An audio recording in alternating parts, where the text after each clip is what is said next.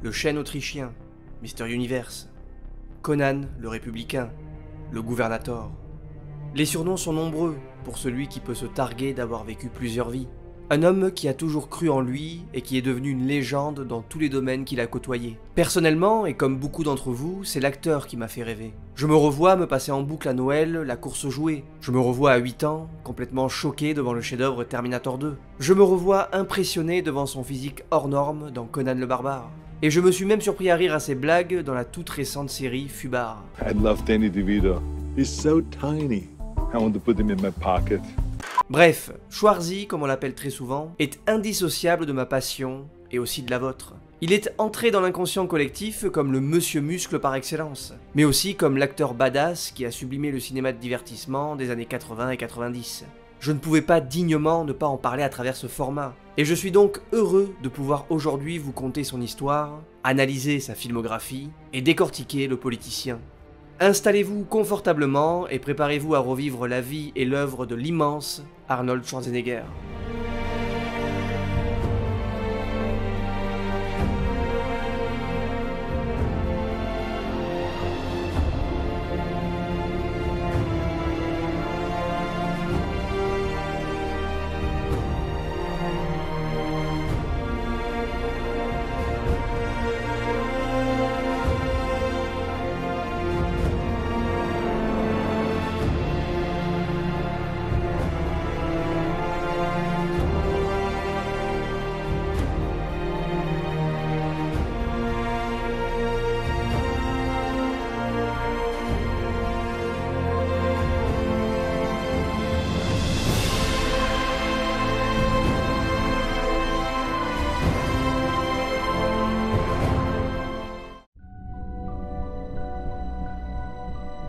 Nous sommes le 30 juillet 1947 à Thal, petit village d'à peine 2000 habitants perdu dans la campagne autrichienne. Ce jour-là, Aurelia Czarny et Gustav Schwarzenegger s'apprêtent à accueillir leur second fils, Arnold. Ménard, son frère aîné, était le favori de la famille, la fierté du père qui mit ses deux enfants en compétition permanente. La vie chez les Schwarzenegger n'est pas de tout repos, l'argent manque, la joie aussi. Gustav est rongé par ses souvenirs de guerre, par la défaite. Il boit et parfois se défoule physiquement sur sa femme et ses deux enfants. Ménard subit les assauts de son père avec frayeur. Arnold, lui, encaisse. Et cette éducation violente, les sévices répétés qu'il endure, lui ouvrent les yeux sur sa condition et son avenir. Il ne veut pas grandir et mourir en Autriche. Il veut s'éloigner de cette maison, de cette famille, de cette vie. Il veut être riche. Il veut devenir quelqu'un. C'est son échappatoire. Bien plus tard, il avouera ne pas regretter d'avoir subi cette éducation ultra stricte et très violente, car sans ça, il n'aurait jamais eu la motivation de quitter l'Autriche et n'aurait jamais vécu cette vie extraordinaire. Le jeune Arnold se passionne pour le sport, et à ses 13 ans, quand son entraîneur de football l'amène dans une salle de musculation, la révélation est immédiate. I walked into this weightlifting gym without a trainer, and I saw a guy in front of me squatting with around 300 pounds, which I thought it was Hercules doing his thing there. I mean, the guy looked enormous, he looked muscular, and I saw him squatting there and taking the weight down and walking over and doing a bench press and then walking somewhere else and doing 20 chin-ups. And I looked at this and I said, I can't believe this. This is what I want to do. Son souhait se consolidera quand, un an plus tard, il découvrira au cinéma Rage Park, 2 fois Mister Universe, dans Hercule à la conquête de l'Atlantide. Le choc est instantané. Rage Park sera l'exemple à suivre. Le chemin pour y parvenir sera semé d'embûches, mais il s'y consacrera corps et âme. Il veut surpasser son idole, il veut être le plus grand culturiste de tous les temps et la plus grande star d'Hollywood. Il s'entraîne tous les jours, passe la plupart de son temps avec ses amis au bord du lac, collectionne les magazines de fitness et accroche dans sa chambre les photos de ses athlètes parfaits. Son père est très inquiet, il le croit homosexuel et lui interdit d'aller à la salle de sport. Mais Arnold s'entraîne en secret dans sa chambre.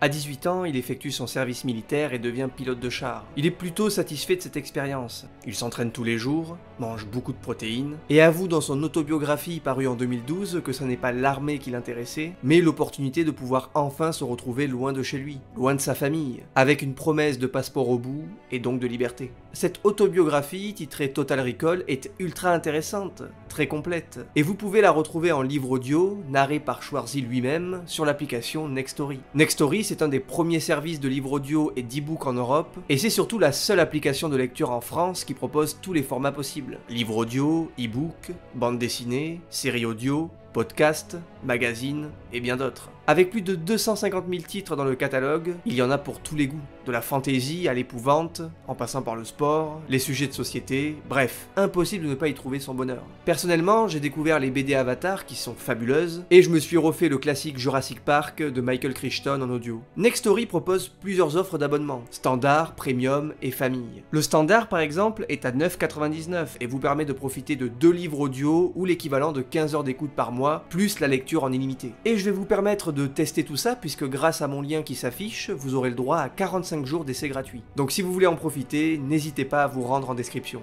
Durant son service, il va commencer les compétitions officielles. En 1966, il concourt au titre de Mister Europe à Stuttgart en Allemagne. C'est la première fois qu'il quitte l'Autriche. Il fait le mur pour pouvoir y participer, ce qui lui vaut 24 heures de cachot. Mais ça n'est pas cher payé car il remportera la compétition et l'année suivante, il se rendra à Londres afin de participer à son premier concours de Mister Universe. Il ne remportera pas le titre cette année-là, mais s'entraînera sans relâche et remportera la compétition l'année suivante, devenant le plus jeune Mister Universe de l'histoire à seulement 20 ans. À partir de là, tout va aller très vite. Il obtient enfin son ticket pour l'Amérique, son pays de cœur où il a toujours voulu vivre, où il sait qu'il pourra réaliser tous ses rêves. Il débarque avec très peu d'argent en poche et un anglais plus qu'approximatif. Mais son physique hors norme et son charisme incroyable lui permettent de se faire des contacts. Joe Weider, impresario de renom dans le domaine du culturisme, le catcheur superstar Billy Graham, qu'il rencontrera au célèbre Gold Gym de Venice Beach, une salle de sport qui deviendra sa seconde maison, et Franco Columbu, son meilleur ami et futur réalisateur de Jack Slater 4, qu'il a suivi aux USA et avec qui il monta une boîte de maçonnerie à peine débarqué d'Autriche. Parce que oui, grâce à son sens inné des affaires, Arnold prouve qu'il n'en a pas que dans le biceps. Durant son adolescence en Autriche déjà, il allait acheter des glaces pour 1 shilling au centre-ville, afin de les revendre 2 shillings au bord du lac, à plusieurs kilomètres de là. Et cette fibre commerciale ne le quittera jamais vraiment. Arrivé aux États-Unis et grâce à l'argent gagné durant ses compétitions, il développe plusieurs business. Son entreprise de maçonnerie, il monte également une affaire de vente par correspondance de compléments alimentaires, reprend ses études à l'université de Wisconsin et investit ce qu'il gagne dans l'immobilier. Tout ça lui permet de devenir millionnaire avant ses 30 ans et bien avant sa carrière au cinéma. C'est également à son arrivée aux États-Unis en 1969 qu'il va connaître sa première relation sérieuse avec Barbara Outland Baker, avec qui il partagera sa vie pendant 5 ans. Il dira d'elle bien plus tard qu'elle était une femme équilibrée, qui voulait une vie ordinaire et solide, mais que lui n'était pas ce genre d'homme, et qu'il haïssait l'idée même de vie ordinaire. Elle dira de lui qu'il était un homme joyeux et aventureux, mais qu'à la fin de leur relation, il était devenu imbu de sa personne, et que tout tournait autour de lui. Il se prend pour un surhomme, pour un être extraordinaire. Et comment le blâmer pour ça? Il est du genre à réaliser ses rêves dans les moindres détails. La plupart des enfants vont grandir en espérant ressembler à leur héros, se disant que c'est comme ça qu'ils seront plus tard, avant bien sûr que la réalité ne les rattrape. Mais Arnold, lui, va choper cette réalité par le col et lui dire d'aller se faire voir. En 1970, il devient le plus jeune Mister Olympia de l'histoire et remporte son dernier titre de Mister Universe en battant son idole de toujours, Reg Park. Il a réussi, exactement comme il l'imaginait. Il est devenu son héros. Plus encore, il est devenu meilleur que lui. Et ça ne s'arrêtera pas là, puisque la même année, soit 9 ans après avoir découvert Hercule au cinéma, il l'interprétera à son tour dans Hercule à New York.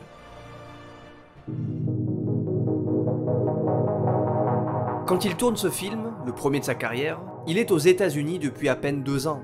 Il ne sait pas jouer la comédie et parle très mal anglais. Il ne comprend pas la moitié de ses dialogues, joue complètement à côté, et son accent est tellement prononcé que sa voix sera entièrement redoublée en post-production.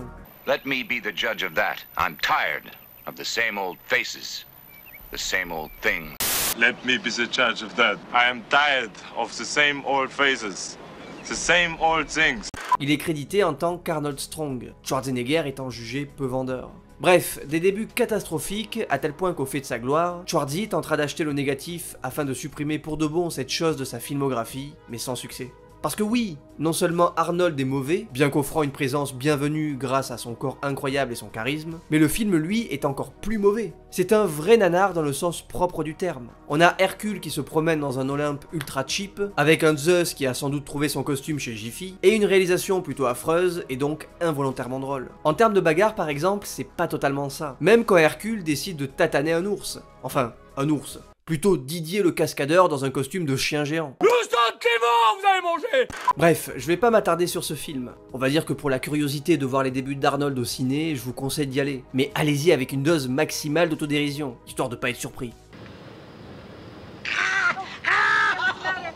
Après des débuts aussi chaotiques, Arnold ne va pas recevoir beaucoup de propositions. 3 ans plus tard, il obtient un rôle non crédité dans Le Privé, où il joue un homme de main muet et moustachu, parce que bon, pourquoi pas. On l'aperçoit à la télévision, dans des shows hebdomadaires et des séries, mais il avoue qu'à cette époque, personne ne croyait en lui. Son nom est imprononçable, son accent trop marqué, et son corps trop imposant. On lui dit d'abandonner, qu'Hollywood n'est pas fait pour lui. Mais il persévère, travaille son jeu et sa diction, et en 1976, il obtient un rôle plus important dans Stay Hungry, aux côtés de Jeff Bridges. Le film s'inscrit dans la liste des œuvres mettant en avant Arnold de bodybuilder. Mais à l'époque, c'est la première fois qu'on entend sa voix dans un film. Et ça lui permet en plus de remporter un Golden Globe du meilleur acteur débutant. Malgré tout, la première moitié des années 70 est un semi-échec pour ce qui est d'Arnold l'acteur. En revanche, le bodybuilder, lui, va tout rafler sur son passage. Depuis sa première victoire au concours de Mister Olympia en 1970, il a conservé son titre 6 années de suite. Et durant la préparation qui le mènera à cette 6e couronne, il va être suivi par les caméras des réalisateurs George Butler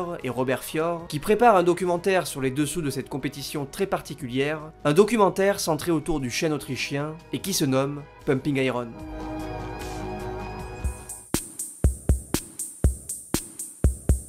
I see myself more as a sculptor than anything else, except that I'm working on my own body and not on a piece of clay. You know, so that's what I'm looking at myself at. So you see yourself more like in terms of like what people were doing, say in the 5th century. Like Exactly, Phidias, like Michelangelo. Michelangelo, Phidias. Except he had to imagine all those muscles with what we have now in reality. Je ne jugerai pas la pratique du bodybuilding en elle-même, car j'évite de parler de ce que je ne maîtrise pas, et je ne suis pas du genre méprisant avec les choses que je ne comprends pas. Mais que vous aimiez ou non ce sport, le documentaire reste passionnant, notamment pour ses images d'archives incroyables, et pour la présence du champion en personne qui s'apprête à glaner un 6e titre, Arnold Schwarzenegger. On y découvre un Arnold très jeune, assez immature et très arrogant. Mais en même temps, comment ne pas l'être quand son boulot consiste à montrer qu'il a le plus beau corps de l'univers tout entier. Dans ses mémoires, il avouera qu'à cette époque, il était très égoïste, centré sur lui et sur lui seul. Ici par exemple, il compare son corps à une œuvre d'art, et évoque l'exercice physique de manière assez étrange. It's as satisfying to me as coming is. I'm like getting the feeling of coming in the gym, I'm getting the feeling of coming at home, so I'm coming day and night.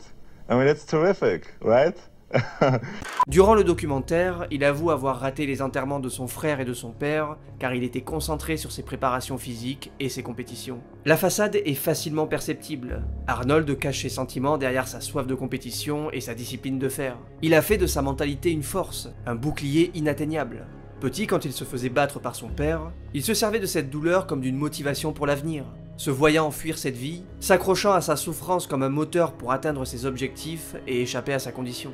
Son frère, lui, n'a pas eu cette chance. Il sombra dans l'alcool et la dépression avant de mourir dans un accident de voiture en 1971, laissant derrière lui une femme et un enfant de 3 ans. Arnold prendra en charge l'éducation de son neveu et avoue sans peine que c'est à cause de leur père si son frère est mort dans cette voiture, totalement ivre. À cette époque, il ne connaît pas le sombre passé de son père, mais au début des années 90, il découvre que Gustav Schwarzenegger est devenu membre du parti nazi en 1938. Il apprend aussi qu'il n'a pas commis de crime de guerre à proprement parler et que c'est pour ça qu'il a pu entrer dans la police autrichienne en 1947. Un héritage qui pèse lourd sur des épaules pourtant très larges, et qui transparaît parfois dans des propos plus que douteux. Une scène de Pumping Iron où Arnold avoue être fasciné par les talents d'orateur d'Hitler sera supprimée par les réalisateurs. Parce que oui, Arnold à cette époque, c'est pas un enfant de cœur. Il tient des propos assez honteux sur les homosexuels, a des comportements déplacés envers les femmes, et déstabilise psychologiquement ses adversaires, parfois même ses propres amis, afin de saper leur confiance avant une compétition. Aujourd'hui, du haut de ses 76 ans, c'est un comportement qu'il regrette. It doesn't really matter what time it is. If it's the Muscle Beach days, the 40 years ago, or the day, this was wrong. It was bullshit, and forget all the excuses, it was wrong. Mais quoi qu'il en soit, c'est un film plus qu'intéressant, qui contribuera à populariser le culturisme à travers le monde, et qui paradoxalement ouvrira à Arnold les portes jusque-là bien verrouillées d'Hollywood. Les années 70 étaient celles de Pacino, De Niro, Hoffman, les petits gars du nouvel Hollywood, représentant à merveille une Amérique encore blessée par ses récents échecs. Arnold n'avait pas sa place dans ce monde, il était trop hors norme pour cette décennie. Mais n'étant pas du genre à rester en bas du podium, il vit se profiler au loin un changement drastique de la mentalité américaine, assumant son rôle de superpuissance capitaliste à travers l'administration Reagan, qui ne jurera que par le rêve américain. Et qui de mieux qu'Arnold pour représenter cette idéologie? La machine était lancée, et Hollywood allait faire de lui un roi. The body was for me a vehicle to break into the films because I wasn't a professional actor. When I was 15 years old, I said I would be the best or the greatest bodybuilder of all times, and I have done it. And now I'm as confident than when I was 15. I can say now I will be the best actor around. Tout ce qui faisait la faiblesse d'Arnold Schwarzenegger durant les années 70 deviendra une force dans les années 80. Le projet Conan en est l'exemple parfait. Un personnage exotique, hors norme, vivant dans un monde imaginaire, Schwarzy était né pour l'interpréter.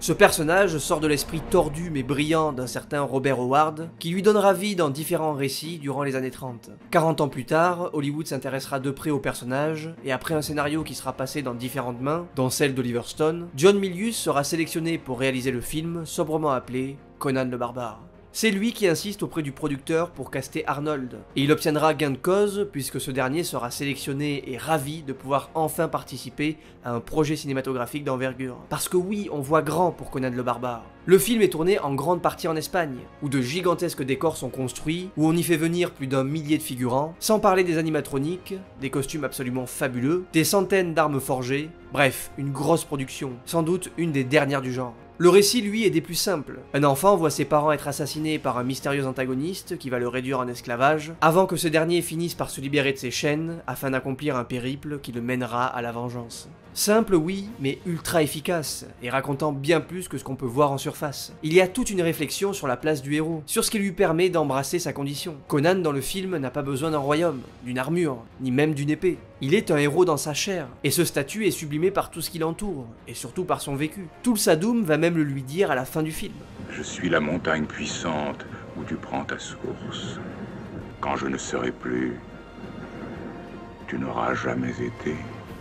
John Milius va également mettre en avant une certaine notion d'individualisme et de masculinité. Il ne se prive pas pour faire passer ses propres messages politiques, qu'on soit d'accord ou non. Mais en dehors de ça, l'univers dépeint est grandiose. Dès l'introduction, le ton est donné. Ce sera sombre, violent, mais également épique et mystérieux. L'environnement est d'une richesse incroyable, tout comme les comédiens qui font preuve de barbarie tout autant que de sensualité. Sandahl Bergman est absolument divine. James Earl Jones est un antagoniste inoubliable. Et après Dark Vador, son interprétation de Tulsa Doom me fait dire que j'aurais aimé le voir dans plus de films. Sans oublier bien sûr notre cher Arnold Schwarzenegger, qui est parfait et qui sera préparé comme jamais, surtout physiquement, à tel point que durant le tournage, sa forme physique le poussera à sortir de sa retraite de bodybuilder, en participant en 1980 au concours de Mister Olympia. Il remportera un 7e titre dans la controverse, ses adversaires jugeant le concours truqué et influencé par la présence de l'acteur. Mais pour revenir à Conan, Arnold perd 20 kilos pour le rôle, apprend différentes techniques de combat dont le maniement de l'épée. Le résultat est là, et les chorégraphies sont encore de très bonne facture aujourd'hui. Arnold fera même la plupart de ses cascades, y gagnant quelques points de suture au passage.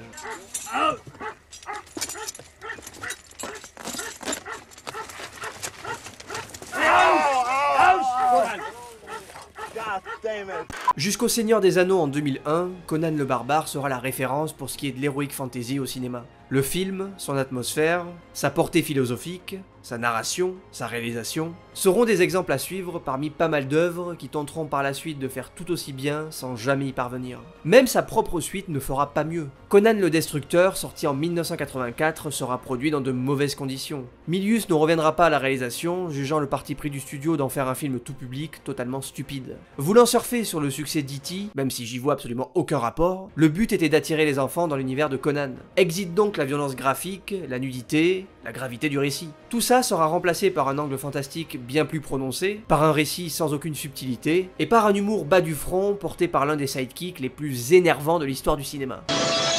Et moi c'est tout à fait ce que j'aurais fait, tout à fait. Ouais, c'est marrant. Un film sans saveur qui n'a pas su capitaliser sur sa propre mythologie. Ce sera un échec critique et commercial, tout comme Kalidor sorti en 1985 avec Schwarzy à nouveau, et qui tentera de surfer sur la vague Conan sans succès. Après ça, l'acteur rompt son contrat qu'il engageait à faire plusieurs films Conan, et le troisième volet, Conan le Conquérant, qui était prévu pour 1987, ne verra jamais le jour. Quoi qu'il en soit, rien n'aura su entacher l'œuvre incroyable qu'est Conan le Barbare. Son succès permet à Arnold Schwarzenegger d'enfin pouvoir prétendre à une carrière d'acteur, qu'il va poursuivre avec brio dès 1983, qui sera une année importante pour lui puisqu'il obtiendra la nationalité américaine, et aussi parce qu'il rencontrera un jeune cinéaste qui, avec son histoire de robot tueur et de jugement dernier, va lui proposer le rôle de sa vie.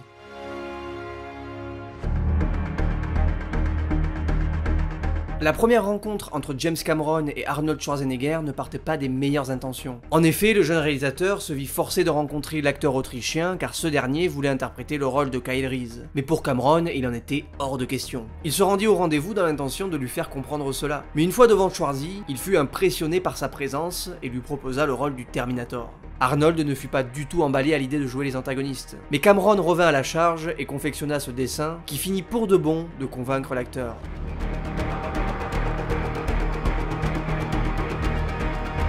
C'est difficile aujourd'hui d'aborder un tel monument de la science-fiction. Tout a déjà été dit. J'ai moi-même déjà évoqué la saga Terminator sur la chaîne, et je vous y renvoie. Mais pour faire simple, c'est un film qui se bonifie au fur et à mesure des visionnages. Le déroulement du récit, sublimé par la mise en scène, est un cocktail redoutablement efficace. Durant la première heure, la tension est incroyable. Les codes du slasher ne sont pas loin, et quand Schwarzy laisse la place au squelette métallique, on entre dans l'horreur pure. Ce design incroyable, on le doit à l'esprit tordu de James Cameron, mais aussi au savoir-faire du regretté Stan Winston, qui travaillera plusieurs fois avec Arnold Schwarzenegger. Brad Fiedel et ses compositions subliment également à merveille les apparitions du monstre et l'ensemble du métrage. Schwarzy est d'une justesse impériale dans ce rôle de composition quasi muet où tout passe à travers le mouvement de son corps, froid, méthodique, car c'est son physique hors norme qui lui permet une nouvelle fois d'interpréter un personnage fantastique et hors du temps. Une entité glaciale et inarrêtable qui fait un effet démentiel à chacune de ses apparitions. Terminator est un petit bijou, un thriller urbain entremêlé d'horreur, de romance et de science-fiction. Un film culte qui, en 1984, est un succès critique, mais surtout public puisque pour 6 millions de budget, il en rapportera plus de 80 millions. Arnold est désormais immergé dans le grand bain d'Hollywood et devient une star du cinéma d'action américain, le plaçant d'emblée face à son rival organique, un certain Sylvester Stallone. No, I really respect this guy. I think he's brilliant. What he's done, what he's accomplished, he's had 3 different careers. Oh, he's great. But I wanted to strangle him. You wanted to strangle him? I did. Well, I mean, yeah. I mean, you would do Rambo, and then he would do Commando. Commando, yeah.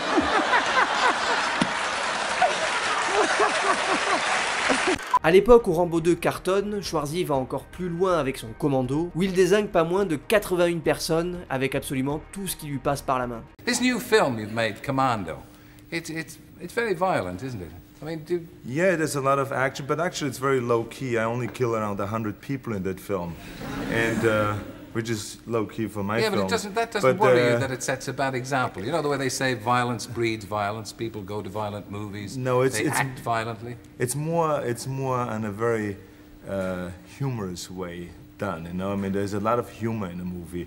Si Rambo 2 se veut assez sérieux dans son approche, on ne peut pas en dire de même de Commando, qui se rapproche plus de la parodie. Les punchlines fusent, l'antagoniste est absolument délicieux de folie, sans parler de cette introduction tout aussi cringe que légendaire. Le combat entre les deux acteurs est féroce, l'animosité est réelle. Il suffit d'écouter Arnold en parler sur notre chère télévision française durant la promotion de Commando. Je veux dire que vos muscles, c'est pas simplement l'expression de l'Amérique de Reagan à travers notamment les films de Stallone, et vous êtes aussi l'expression d'autres chose dans l'Amérique. N'oublions pas qu'il y a une différence entre mes films et ceux de Stallone, même si il y a des analogies. C'est-à-dire qu'il faut tout de même comprendre et suivre mes films avec un peu d'humour. C'est un petit peu de la facétie chez moi, tandis que lui a un message politique qu'il veut transmettre avec lequel je suis en contradiction totale, parce que je ne pense pas qu'il faille déformer un film pour l'utiliser à des fins politiques. Pour ma part, je me tiens à l'écart des politiques lorsque je parle de cinéma, lorsque je fais des films. Avec le temps, les deux prendront du recul, joueront de cette rivalité, la faisant apparaître à l'écran à certains moments, Arnold allant jusqu'à piéger Stallone, lui faisant croire qu'il était un prétendant sérieux pour Arrête ou ma mère va tirer, en forçant son rival à accepter le rôle, sachant pertinemment que le script était à chier. But so they came to me with this other movie, and I forgot what it was called. Stop or My Mother Will Shoot. Stop or My Mom Will Shoot, exactly. Yes. That's right. And so I read the script, and it was a piece of I mean, let's be honest. And so I said to myself, I'm not gonna do this movie. So then they went to Sly, and then Sly called me and he says, hey, have they ever talked to you about this movie? And I said, yeah. I said, I was thinking about doing it. I said, this is a really brilliant idea, this movie. And so when he heard that, because he was in competition, he immediately called him and says, look, whatever it takes, I do the movie. So he did the movie. Wow. And of course, the movie went major into the toilet. Aujourd'hui, ils sont les derniers de leur espèce. Deux dinosaures que l'on veut préserver plus que tout, et surtout deux amis très fidèles, qui entre-temps feront du business ensemble, et même du cinéma.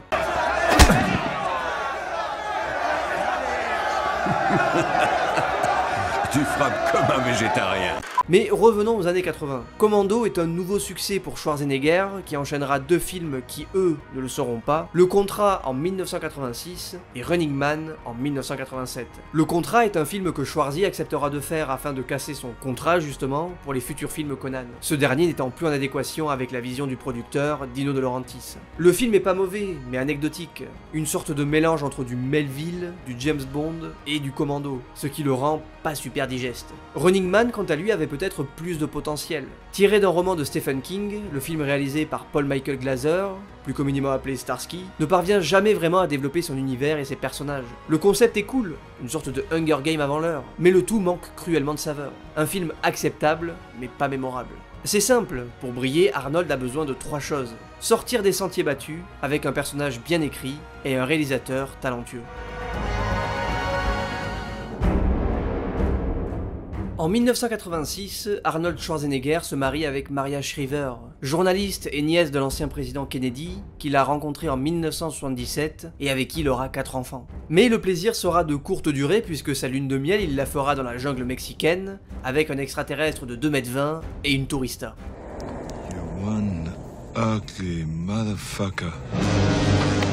Predator, c'est l'exemple parfait d'un projet qui aurait pu être tout à fait lambda, mais qui sera beaucoup plus grâce au talent incroyable du réalisateur John McTiernan. Parce que quand on commence Predator, on se dit qu'on assiste à un film d'action des plus basiques. Gros bras huilés, macho en tout genre, punchline d'enfer, mitraillage en bonne et due forme. Les codes du genre sont poussés jusqu'à leur paroxysme. Mais c'est pour mieux les déconstruire par la suite, en transformant le film en une chasse à l'homme viscérale et violente. Dutch contre le Predator, c'est le combat au sommet de la chaîne alimentaire. Un super prédateur extraterrestre contre l'homme, qui doit abandonner tout ce qui fait de lui un homme justement, qui doit apprendre à se reconnecter avec son environnement primaire pour espérer survivre.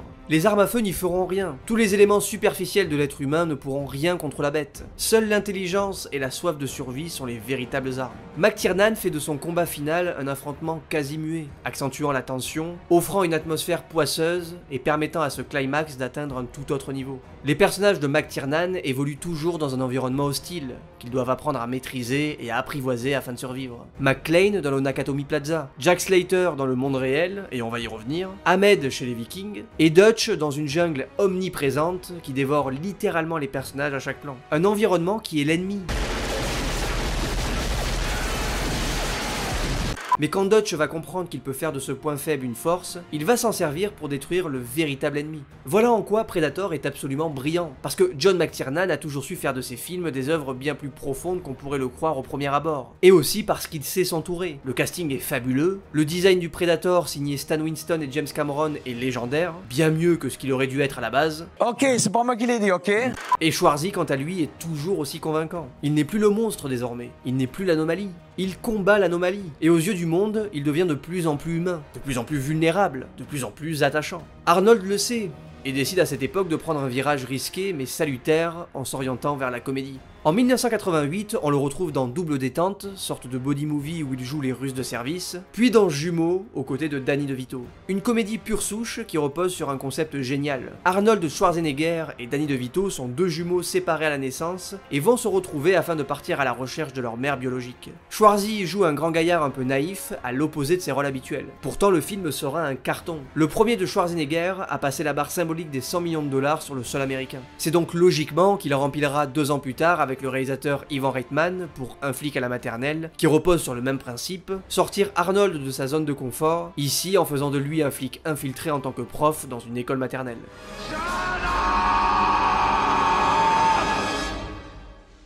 Shut up! Shut up! Le succès est encore assuré et Arnold est désormais tout aussi crédible dans les films d'action, dans les films de SF et dans la comédie. Ce qui tombe plutôt bien puisqu'en 1990, il va passer tout ça au mixeur afin de nous offrir un des meilleurs films de sa longue carrière.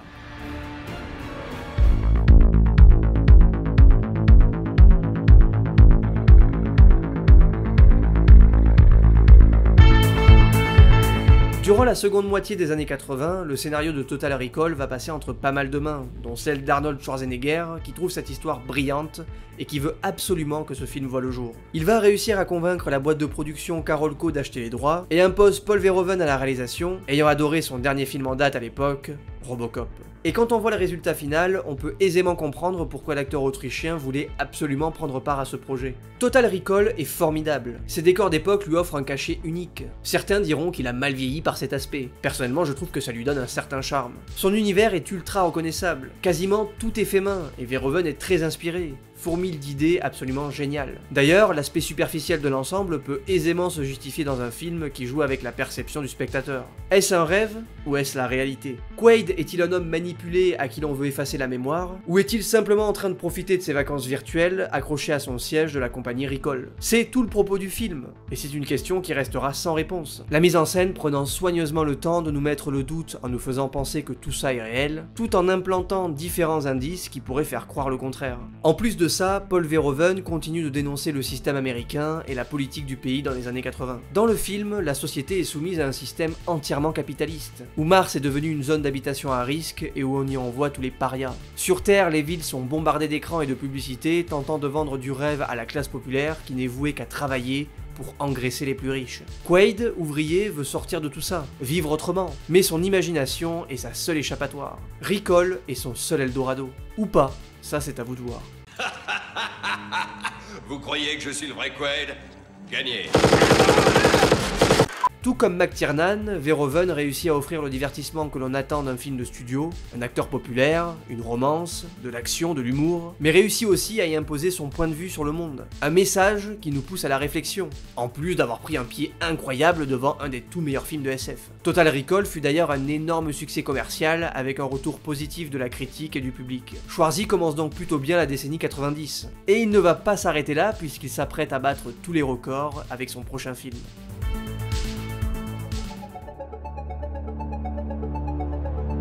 Seulement un an sépare Total Recall et Terminator 2, et pourtant les deux sont à des années-lumière l'un de l'autre en termes de fabrication. Le film de Paul Verhoeven est un des derniers de son espèce, fabriquant quasi tous ses effets pratiques à la main, alors que James Cameron, lui, décide de se tourner vers l'avenir afin d'offrir avec Terminator 2 une expérience cinématographique unique et des effets numériques d'un réalisme totalement inédit pour l'époque. Deux films qui se passent le relais en quelque sorte, deux films liés par le seul et l'unique Arnold Schwarzenegger.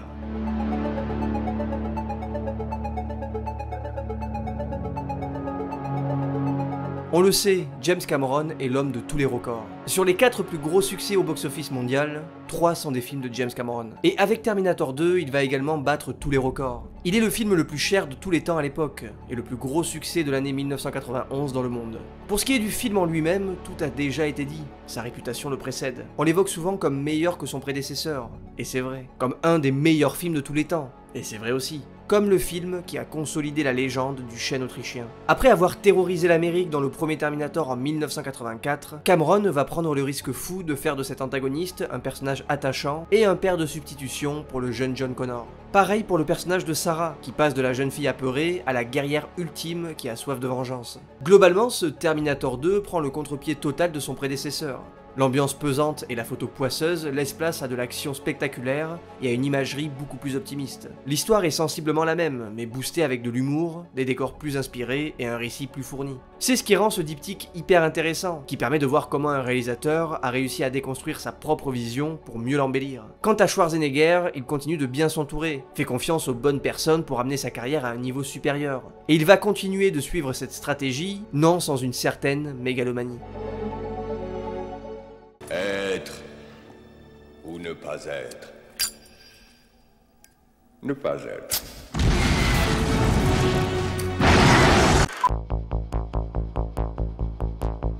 Quand le scénario d'Extremely Violent tombe entre les mains de Schwarzy, il est un des acteurs les plus populaires au monde. Il y trouve un certain potentiel et décide d'en être à la condition d'avoir son mot à dire sur absolument tout. Il remanie cette histoire avec ses amis Shane Black et David Arnott et renomme le film Last Action Hero.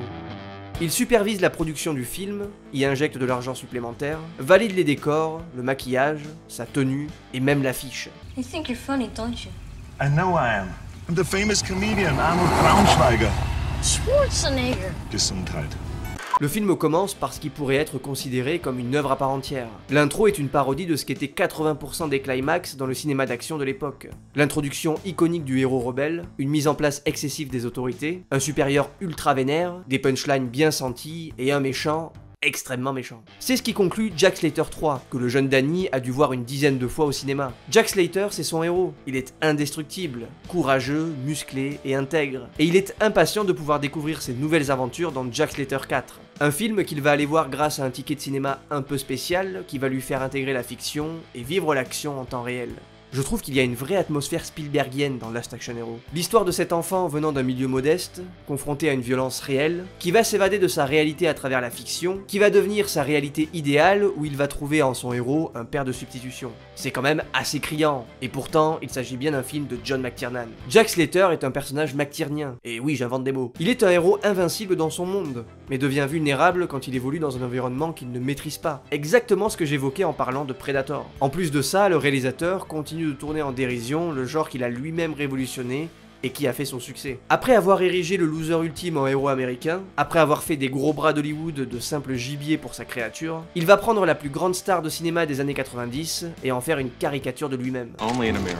Well, only in Hollywood, I would say. Talking about Hollywood, at Planet Hollywood we have this incredible memorabilia. I'm telling you, it's just absolutely fabulous. I'm telling you. Embarrassing, you low forehead, it was humiliating. No, but this was a good opportunity. La mise en abîme est au cœur de Last Action Hero, qui pousse ses propres codes jusqu'à ses limites pour mieux les dénoncer et se moquer des ficelles scénaristiques vues et revues qui régissent le cinéma d'action américain depuis le début des années 80. Le problème, c'est qu'en 1993, ces codes sont toujours d'actualité, et le grand public en raffole. Voilà pourquoi tout le monde a boudé ce film, car il était bien trop en avance sur son temps. Aujourd'hui, il est culte parce que nous avons le recul nécessaire pour comprendre où il veut en venir. Mais à l'époque, c'est la douche froide. Le film fut un échec aux États-Unis et rentrera à peine dans ses frais grâce aux recettes mondiales. Seulement voilà, l'incompréhension du récit n'est pas la seule cause de cet échec, la communication ayant été complètement désastreuse. La bande-annonce déjà n'a pas réussi à retranscrire le second degré de l'histoire. Les gens sont donc allés au cinéma en étant persuadés d'aller voir un quasi-épisode de Jack Slater. McTiernan l'explique très bien d'ailleurs. L'ego surdimensionné des producteurs, qui annonçaient le film comme le plus grand succès de tous les temps, mais aussi celui de Schwarzenegger, qu'il appelait le blockbuster des blockbusters, a fortement agacé la presse spécialisée qui ne s'est pas privée de descendre la réputation de Last Action Hero avant même sa sortie. En même temps, le Jack Slater gonflable, la fusée avec le titre du film qui ne décollera jamais, sans compter les scandales autour de certains producteurs du film et des histoires sordides de proxénétisme, bref, c'était pas très bien parti. Rajoutez à ça le choix complètement stupide de le sortir 7 jours après le mastodonte Jurassic Park, et vous obtenez un des plus beaux gâchis des années 90. We have Last Action Hero and Jurassic Park, all in one picture, and this is why this is going to be the big splash and smash. Non. Alors oui, aujourd'hui, Last Action Hero fait partie intégrante de la légende de Schwarzenegger. Mais ce dernier vivra très mal cet échec, ayant investi beaucoup de temps et d'argent dans ce projet. Mais à l'époque, il reste toujours une immense star. Et il décide de partir vers des valeurs sûres en allant toquer à la porte de son réalisateur fétiche, James Cameron. Excusez-moi, monsieur? Viens ici. Qu'est-ce que c'est que ça? Il faut beaucoup plus d'ail. Tu fais la cuisine pour ton chien? Dis-moi tout ça. Vite, vite. Tout comme Last Action Hero, True Lies joue la carte de la surenchère et de la parodie pour briller. Et si vous en doutez, imaginez-vous Arnold Schwarzenegger en James Bond. Vous allez voir que ça ne colle pas du tout. Et c'est pourtant exactement l'archétype qu'il adopte ici. Surtout durant l'introduction, absolument génial par ailleurs. Monsieur, puis-je voir votre invitation, s'il vous plaît? Bien sûr. Voici mon invitation. Le pitch est bougrement efficace. Harry Tasker est un agent secret qui cache ses activités professionnelles à sa famille. Sa femme le prend pour un commercial ennuyeux, et histoire de mettre un peu de piment dans sa vie, elle décide de flirter avec un autre homme qui lui se fait passer pour un agent secret. I showed him a French movie, La Totale, which was $1 million movie. It was made for $1 million in France. But the concept that was there was so brilliant. Jim saw it and he says, let's do it. And, you know, which is very hard to do for Cameron to commit the movie. Vous l'aurez compris, c'est Arnold qui a proposé le projet à Cameron, qui accepta en reprenant la base de l'histoire de Claude Zidi, mais en la shootant d'une bonne dose de testostérone à l'américaine. On se retrouve donc avec un film de 2h30 qui oscille entre terrorisme et adultère, entre explosion et érotisme, et avec un Schwarzy qui fait du Schwarzy. T'es viré. La construction de cette double intrigue est bizarrement ultra bien fichue. D'un côté un film d'espionnage sérieux, de l'autre une comédie romantique. On passe d'une mission secrète pour démanteler une organisation terroriste à une histoire d'adultère, avant de réunir ces deux points dans un double climax explosif dont seul Cameron a le secret. Les personnages pimentent à merveille ce récit et sont tous intéressants à leur manière. Les deux sidekicks que sont Tom Arnold et Karim Debache, enfin, Grant Heslov pardon, ah bah si quand même. Oh mon dieu. Bill Paxton en escroc notoire, Tia Carrère en femme fatale, Art Malik en terroriste un peu manche, et sans oublier bien sûr le couple phare, Jamie Lee Curtis et Arnold Schwarzenegger, qui gardent un très bon souvenir du tournage, surtout Schwarzy qui s'y est bien amusé. La petite anecdote veut que pendant le tournage, Arnold et Arnold devaient jouer une scène dans les rues de Washington. Mais une des lumières du plateau nécessita un remplacement. Les deux compères décidèrent donc de faire du tourisme pendant quasi 1 heure avant de revenir sur le plateau. Entre temps, il n'a fallu que quelques minutes pour réparer la lumière. Au retour des deux acteurs, Cameron, furieux d'avoir mis en pause le tournage aussi longtemps, se précipita vers Schwarzenegger, le menaçant de refourguer le film à Paul Verhoeven. Paul is all about offending you. True Lies est un film mineur dans la filmographie de James Cameron, mais il n'en reste pas moins une réussite et un des derniers gros succès d'Arnold Schwarzenegger, car après ça, l'acteur va perdre de sa superbe et va s'enliser dans des projets bien moins intéressants.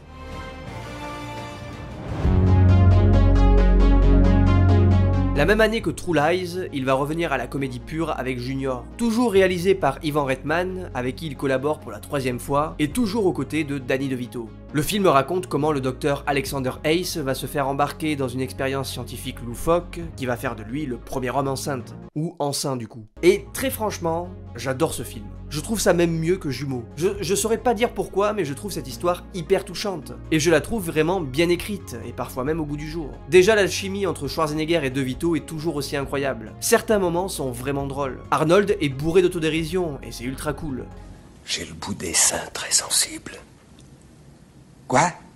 Reitman a toujours eu cette force d'aller chercher chez Arnold sa part de mélancolie, d'innocence, mais aussi de féminité. Parce que même si on y va pour rire, on y trouve au final bien plus. On s'attache vraiment à ces personnages. Enfin, moi en tout cas, et je pense être le seul puisque le film a pas super bien marché au box-office. Encore aujourd'hui, il est considéré comme un navet par beaucoup de fans de Schwarzy qui n'ont pas supporté de voir la virilité incarnée se faire mettre en cloque. Par contre, ça les choque moins de le voir se réunir avec des mecs en slip pour se mettre de l'huile dans le dos. Comme quoi.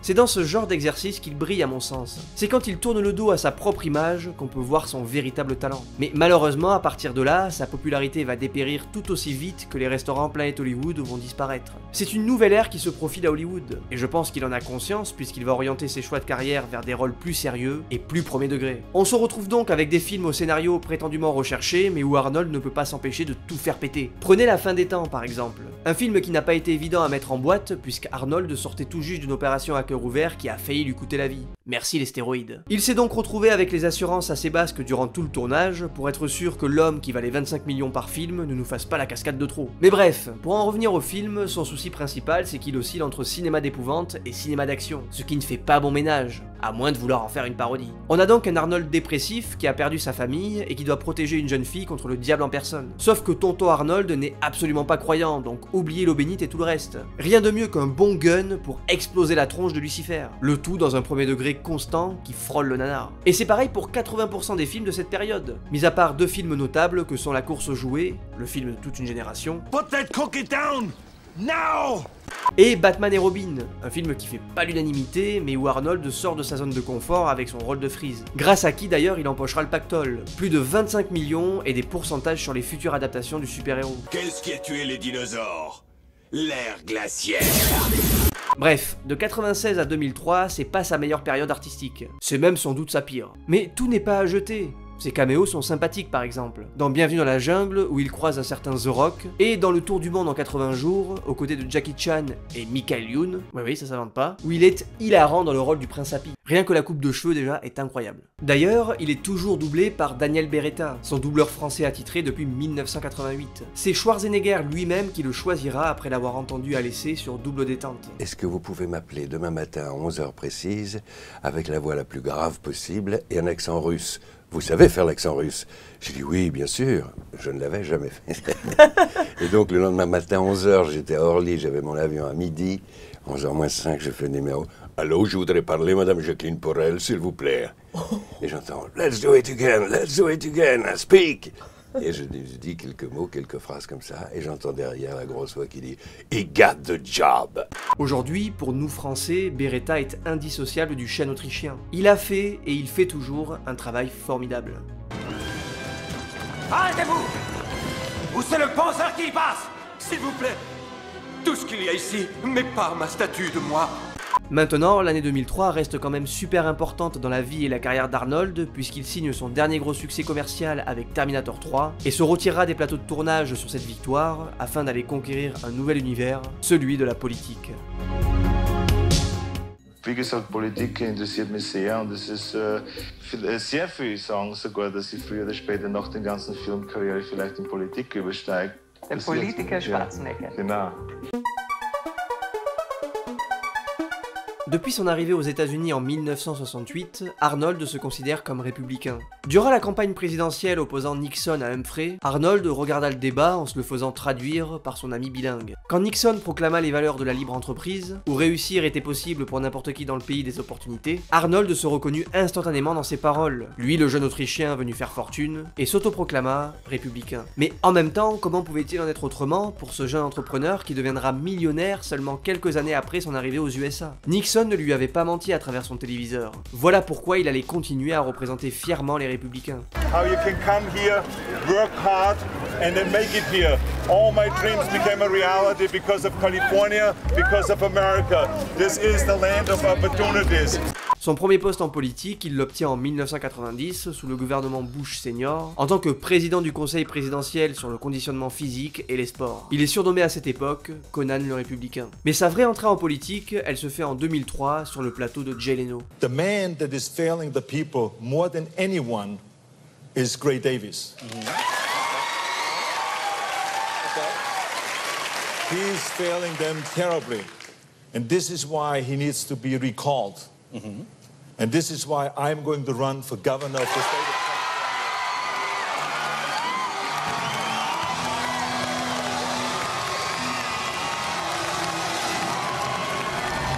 Pour une remise rapide dans le contexte, à l'époque, Gray Davis est le gouverneur de Californie réélu depuis 3 mois, mais fait face à une procédure de destitution appelée recall, ça ne s'invente pas, et les Californiens doivent en quelque sorte choisir de conserver Davis à son poste ou élire un nouveau gouverneur. Voilà comment une des campagnes les plus loufoques de l'histoire des États-Unis débute. L'élection est libre, tout le monde peut se présenter, et plus de 150 candidats vont tenter leur chance dans ce qui s'apparente plus à un gigantesque spectacle à ciel ouvert qu'à une véritable élection démocratique. My name is Scott Mednick.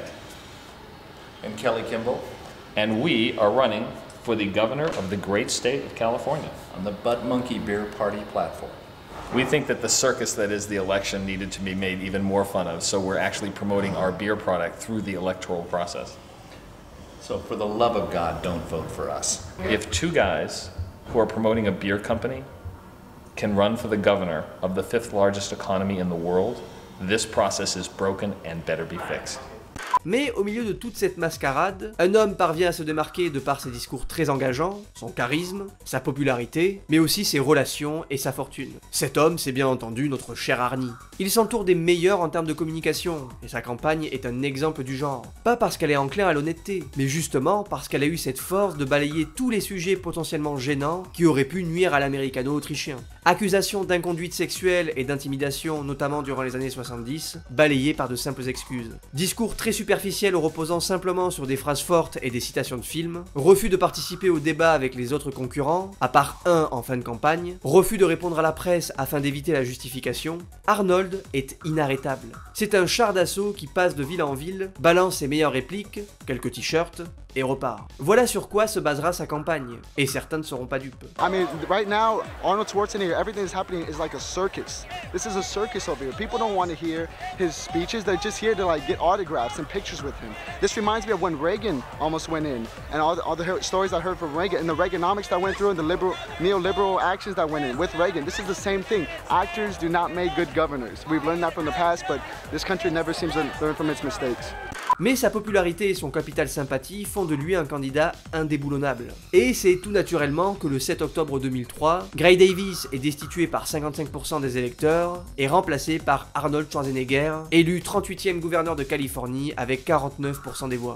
I want to reach out to everybody, to young and old, rich and poor, people of all religions, all colors and all nationalities. I want to be the governor for the people. I want to represent everybody.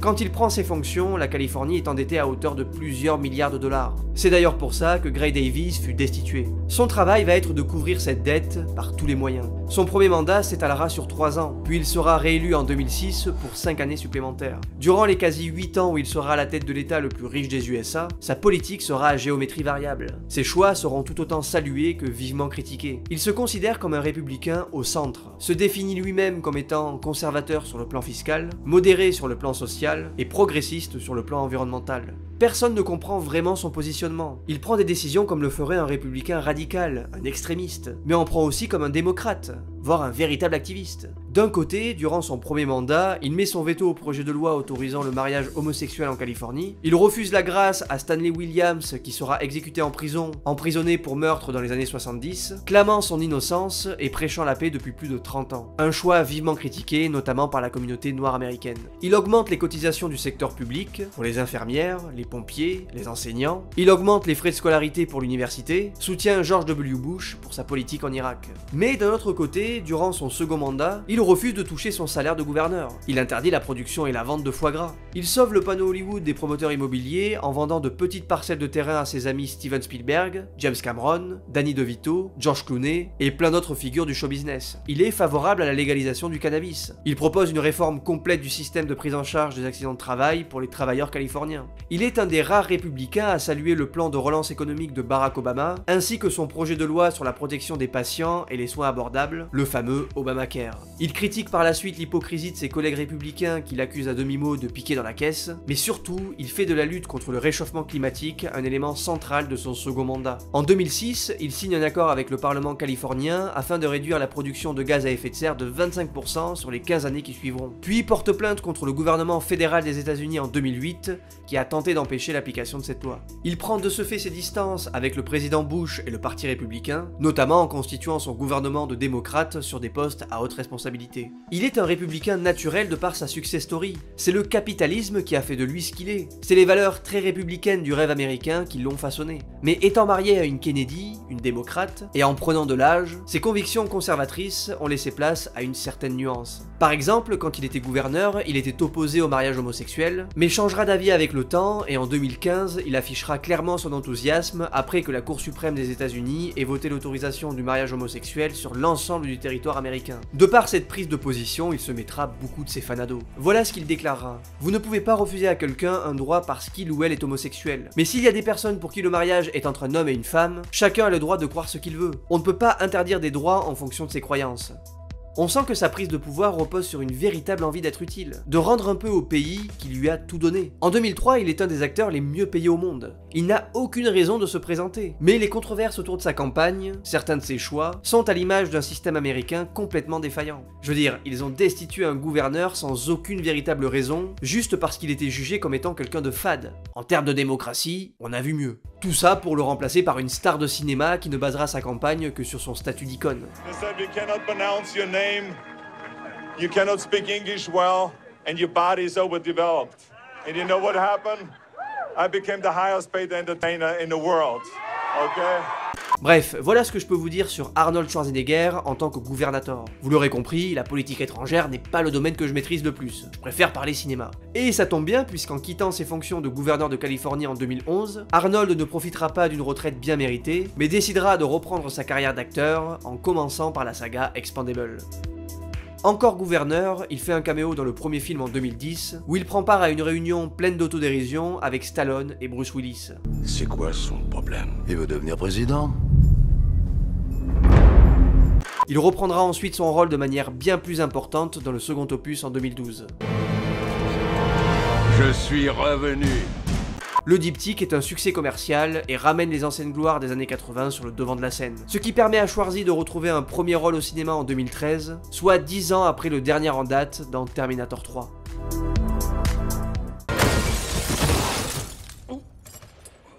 Comment tu te sens, shérif?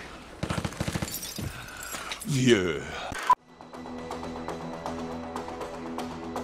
Le Dernier Rempart est un film plutôt efficace, où l'action y est rondement menée. Réalisé par Kim Ji-won, il renoue avec un style de cinéma qui a fait la popularité de Schwarzenegger. À la différence que le beau et musclé quadragénaire a laissé place à un papy, certes toujours dans une forme olympique, mais qui ne peut pas cacher indéfiniment le temps qui passe. Fort heureusement, Arnold en a conscience et assume ce nouveau statut, s'en sert même pour sublimer son personnage et accentuer certains ressorts comiques. Le film est assez généreux, parfois inventif dans certains aspects, notamment l'action, et n'a pas la prétention d'être plus que ce qu'il nous vend. Ce qui fait que l'on prend beaucoup de plaisir à retrouver le chêne autrichien sur grand écran, qui n'a rien perdu de son efficacité et de son charisme. L'histoire en elle-même est ultra convenue. Un mafieux lancé dans son bolide tente une évasion spectaculaire en passant la frontière pour rejoindre le Mexique, mais pour passer cette frontière, il doit traverser une petite ville tranquille où le shérif, dont les exploits sont derrière lui, compte bien le stopper par tous les moyens et faire respecter la loi. Rajoutez à ça une romance, un sidekick, et des seconds couteaux efficaces, et vous obtenez ce qui se faisait de mieux 30 ans auparavant. Parce que oui, en 2013, les anciennes gloires ont le vent en poupe,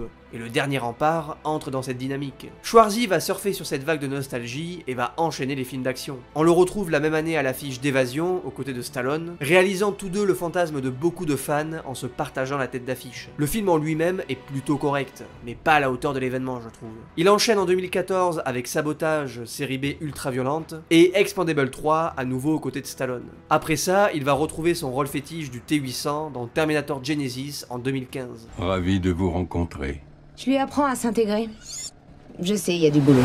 Vous l'aurez compris, depuis qu'il a repris son activité au cinéma, Arnold n'a pas chômé. Mais la preuve en est qu'il ne s'est pas non plus renouvelé, et c'est dommage. Parce que là, il ne fait que gonfler sa filmographie avec des films au mieux divertissants, mais sans plus, et au pire, totalement ratés. Pour celui qui nous a habitués à travailler avec les meilleurs et à enchaîner les rôles cultes, ça le fait pas trop. L'exemple le plus marquant de cet échec est Terminator Genesis, le 5e volet de la saga qui souffre de tous les malheurs du film hollywoodien lambda, allant piocher les idées dans les 4 autres films sans jamais parvenir à trouver son identité, développant un scénario tiré par les cheveux et faussement complexe, le tout emballé par une mise en scène inexistante. La production quant à elle sera désastreuse, portant sa mauvaise ambiance comme un boulet, et la campagne de communication ne vaudra pas mieux. Entre un des points centraux du film révélé dans la bande-annonce et sur l'affiche, James Cameron qui dira du bien du film avant de se raviser, et le réalisateur qui se désolidarise du projet avant même sa sortie. Bref, tout ça en fait un des pires films de ces 20 dernières années, et cette fois-ci Schwarzy n'y pourra rien. Il est même une des raisons de cet échec. Pour la première fois, son âge se ressent à l'écran, et ils ont beau le justifier dans le scénario, personne ne croit en ce Terminator de 70 ans. Lui-même n'y croira pas puisque récemment il reniera complètement Genesis, mais aussi Dark Fate, le 6e et j'espère dernier opus de la saga, que je ne citerai pas plus d'une fois dans cette chronique pour des raisons évidentes de bien-être mental. Bref, tout ça pour dire que le retour de Schwarzy, il est pas ouf pour l'instant. Il fait ce qu'il a déjà fait par le passé, mais en moins bien. Et à partir de là, on aurait pu se dire qu'il n'avait plus rien à offrir au cinéma. Et pourtant, en 2015, la même année que Terminator 5, sortira dans l'indifférence la plus totale un petit film de genre à 8 millions de dollars, où pour la première fois depuis le premier Terminator en 84, Arnold va s'offrir un véritable rôle de composition.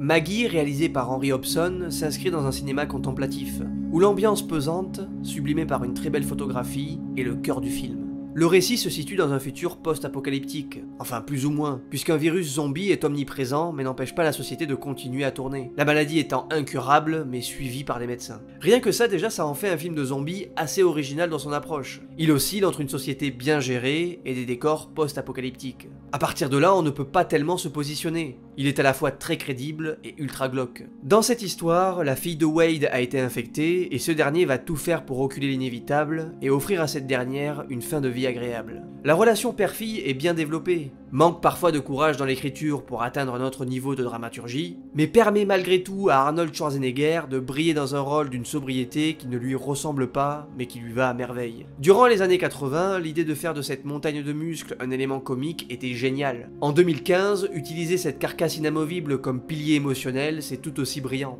Arnold prend le contre-pied total de son jeu habituel. Son regard est vide, sa voix est basse, et ses gestes sont plus méthodiques. Il évite les pièges du pathos et se révèle ultra juste dans son interprétation. Un rôle à contre-emploi plus que bienvenu à ce stade de sa carrière, et même assez réfléchi, puisqu'il enchaînera en 2017 avec Aftermath, sorte de thriller psychologique qui ne sortira qu'en VOD en France. Arnold est de nouveau tout en sobriété, et marque le film de sa présence. Joue un homme endeuillé par la perte de sa fille et de sa femme, décédé dans un accident d'avion dû à une erreur du contrôleur aérien. Le film mettra en parallèle l'existence de ces deux personnages, dont la vie a basculé suite à cet événement, jusqu'à leur rencontre inévitable. Aftermath est une œuvre assez poignante, sincère dans son exécution, mais souffre d'un récit manquant de fluidité. La vengeance est un élément de l'intrigue qui n'est développé que trop tardivement, mettant en parallèle les deux personnages principaux pour une conclusion qui n'est pas à la hauteur de ce face-à-face. Le problème, c'est qu'au vu de l'affiche et du titre, je trouve que le film est un peu vendu comme un film d'action, à tel point que quand l'erreur du contrôleur aérien arrive, on est persuadé d'un complot derrière et que la vengeance d'Arnold consistera à casser des bouches, un peu comme dans Dommage collatéral. Mais il n'en est rien, pas d'action ici. Le film est d'une simplicité bienvenue, aborde des thématiques sérieuses comme le deuil et la vengeance, et offre à Schwarzy l'occasion de prouver une bonne fois pour toutes qu'il peut aussi interpréter des rôles dramatiques. Jouer dans ces deux films quasi simultanément n'est pas anodin. On sent qu'il a un plan bien précis en tête, qu'il veut suivre les traces d'un certain Clint Eastwood, en troquant son flingue et ses punchlines contre une envie d'explorer d'autres horizons, à travers une certaine mélancolie que le temps et le regard d'un homme qui a tout vécu ne fait que sublimer, des plus beaux souvenirs aux plus grands remords.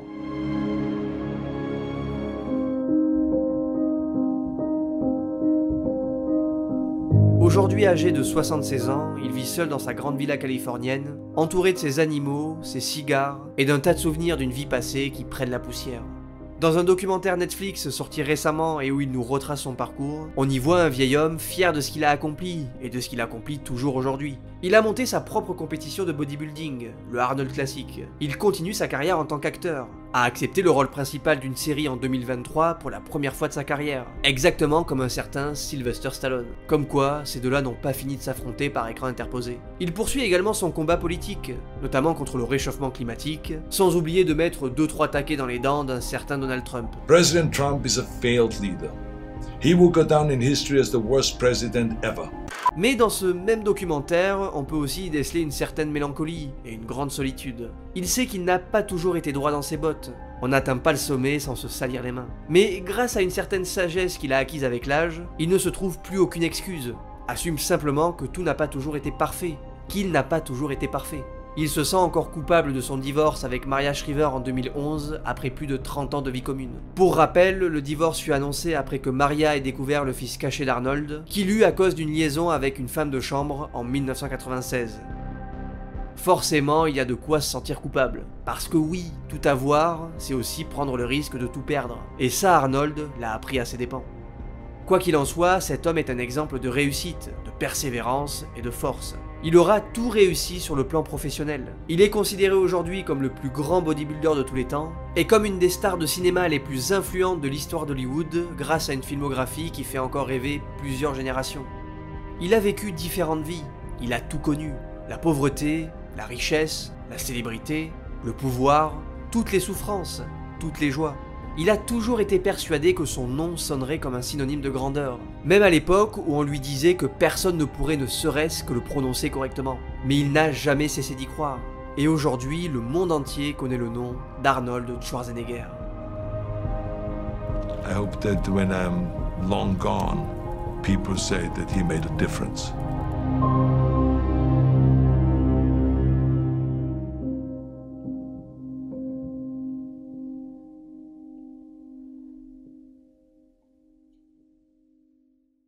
Très bien. Assez philosophé.